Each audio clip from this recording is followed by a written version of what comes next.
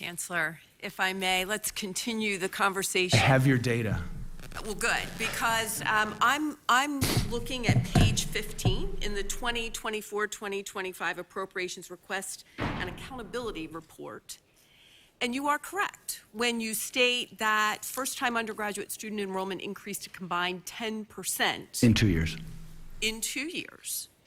However, when you look at the data, that is for the entire system. Correct. The question that I gave to you was pertaining specifically to Penn West and to Commonwealth. Now, correct.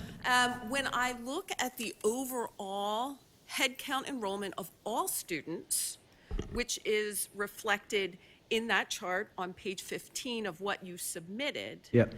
what I see is that Commonwealth's percent change fall 2022 to fall 2023 was a negative 8.1%, and Penn West was in a negative 11.5%.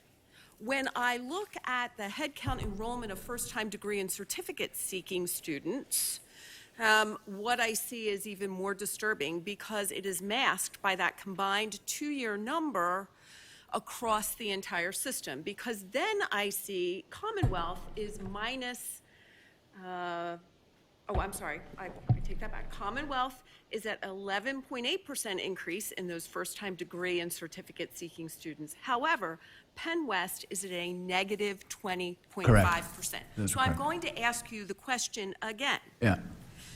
Overall, Penn West enrollment declined by 1,473 students, 11.5%, and Commonwealth University's enrollment declined by 985 students, 8.1%.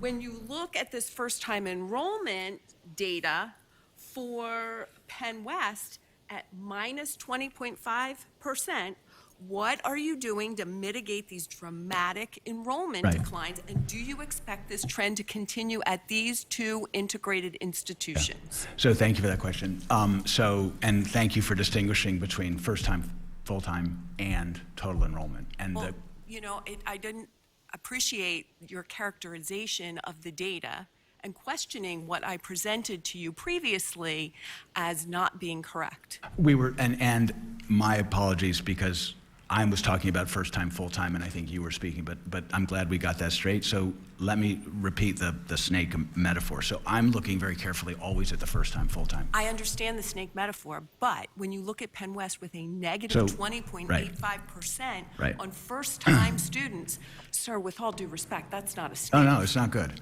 So let's go there. So with Commonwealth, just to put that on the side, the uptick in first-time, full-time, just like the uptick at 7 other universities in first-time, full-time, is a good positive sign, and so is the improvement in student retention. All that's good. That means that in 2 or 3 years, you'll see flattening, if anything, of overall enrollment. Good. Penn West, we did a fundamental reset in fall of 2020, last year, a fundamental reset. So we jetted in people from across the system, most of them from Westchester, thank you Westchester, with deep expertise in enrollment management, in financial budgeting, in academic program management, in marketing and communications. We fundamentally reset Penn West. And working incredibly closely, and hats off to them, with the leadership of the academic faculty, the APSCUF chapter presidents, who were phenomenal people, and frankly the council of trustees, and basically redid everything. We did a complete restructuring of the academic program array. We did a complete reorganization and reforecast of personnel. Penn West has taken out $40 million in personnel expenditures since 2019-20, 2020 being the start of the kind of, we brought our best enrollment management people to fundamentally reboot the enrollment management operations, like root and branch reform, right?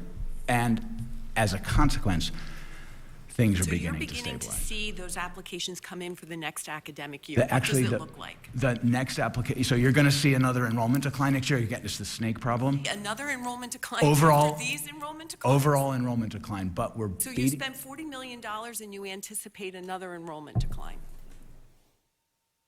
We spent, I'm sorry, say it again.